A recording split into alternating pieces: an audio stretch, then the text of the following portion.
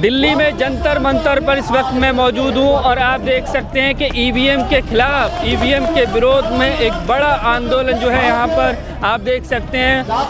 सैकड़ों हज़ारों की तादाद में लोग जो है ईवीएम को बैन कराने के लिए यहाँ सड़कों पर उतरे हैं। बामन मेश्राम जी की तरफ से ये कॉल दी गई थी, जो भारत मुक्ति मोर्चा है उसकी तरफ से कॉल दी गई थी और ये मांग की जा रही है कि ईवीएम जो है उसमें गड़बड़ी की आशंका है, उससे पारदर्शी चुनाव नहीं हो रहे हैं, इसलिए सरकार और चुनाव आयोग को जो है ईवीएम बैन करा करके बैलेट पेपर से चुनाव कराना चाहिए। तो यहाँ आप देख सकते हैं, क्योंकि सरकार और चुनाव आयोग बार बार इस बात से इनकार कर रहा है कि ईवीएम में कोई गड़बड़ी नहीं हो रही है, लिहाजा लोगों का आंदोलन जो है वो लगातार बढ़ता जा रहा है। आज दिल्ली के जंतर मंतर पर आप देख सकते हैं कि तमाम संख्या में लोग जो है यहाँ पर इकट्ठा हुए हैं और ये बातें कही जा रही हैं, गांव-गांव में शोर है। आप देख सकते हैं चुनाव आयोग चोर है, चुनाव आयोग चोर है, इस तरह की बात कही जा रही है। क्यों लग रहा है आपको चुनाव आयोग चोर है?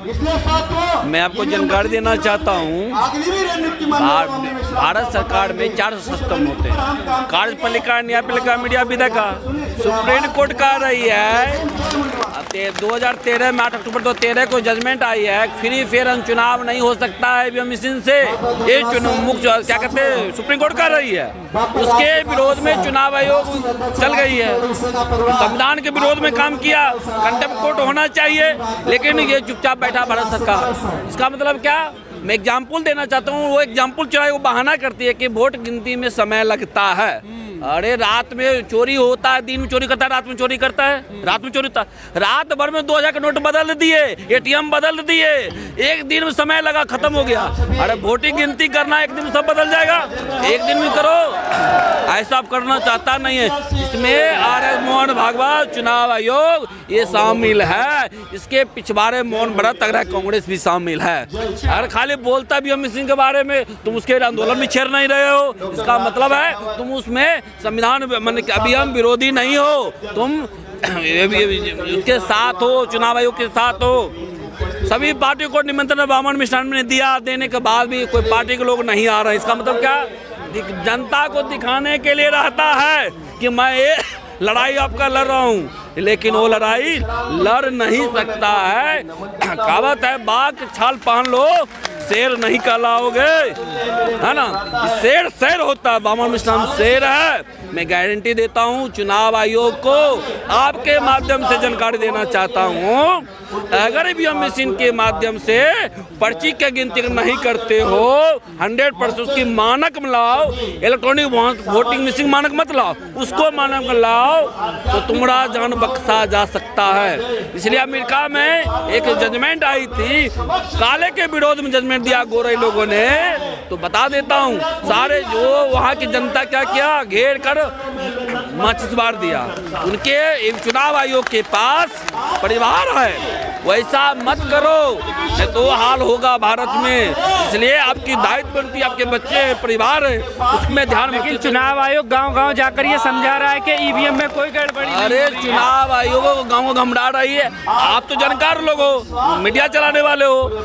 भारत सरकार की वेबसाइट पर जाओ, नरेंद्र मोदी जहाँ चुनाव लड़ा वाराणसी से, चुनाव लड़ा, पता करो टोटल वोटिंग कितनी हुई। वहाँ 11 लाख वोटिंग है, वहाँ 1,78,000 वोट कहाँ से आई? अरे हमारी माँ बहनें बच्चा पैदा करती है, इलेक्ट्रॉनिक वोटिंग भी पैदा करने लगा है ईवीएम मशीन के माध्यम से। इतना गधा मत बनाओ, जनता जागरूक हो चुकी। चुनाव आयोग एक सबूत मेरे पास है। हम कहते हैं बामन मिश्राम को छोड़ो, हमारे कार्यकर्ता से हाथ मिलाकर बैठक करो।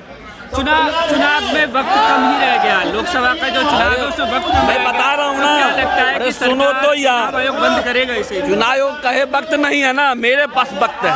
मैं गांव-गांव कमेटी बना चुका हूँ, बूथ लेवल की। वोट खाली ईवीएम मशीन लेकर समझा दे कि 2024 में ईवीएम कैसे चुनाव होता है। ईवीएम मशीन फोड़ना तैयारी चल चुका है। कहाँ से आए आप लोग? क्या नाम से? बेगूसराय जिले से। बेगूसराय से? बहुत दूर से आए? बहुत दूर। अरे पूरे भारत के लोग यहाँ आए, दूर क्या है? ये लड़ाई के लिए दूरी थोड़ी होती है, जनरेशन बचाने के लिए दूरी थोड़ी होती है। ये वंश और विरासत को बचाने के लिए जो बाबा साहब संविधान दिया, उस संविधान विरासत को बचाने की लड़ाई है, इसलिए हमको आना पड़ा। इसलिए इसलिए बच्चे के भविष्य को, युवाओं को भविष्य के लिए, किसानों के भविष्य के लिए, मजदूर के भविष्य के लिए, महिलाओं के भविष्य के लिए, बहनों के भविष्य के लिए ये लड़ाई लड़ रहा है ज़्यादा। तो कब तक चलेगा ये आंदोलन? ये लड़ाई जब तक चुनाव घोषणा नहीं करेगा, हम उसकी गिनती करके उसका ही माना का मानेंगे, पर्ची का ही तो माना जाएगा। नहीं तो ये लड़ाई चुनाव वोट मैं बता देता हूँ, आप लिखित में ले लो, बामन मिश्रम को छोड़ो ना, कार्यकर्ता ही ईवीएम मशीन फोड़ देगा।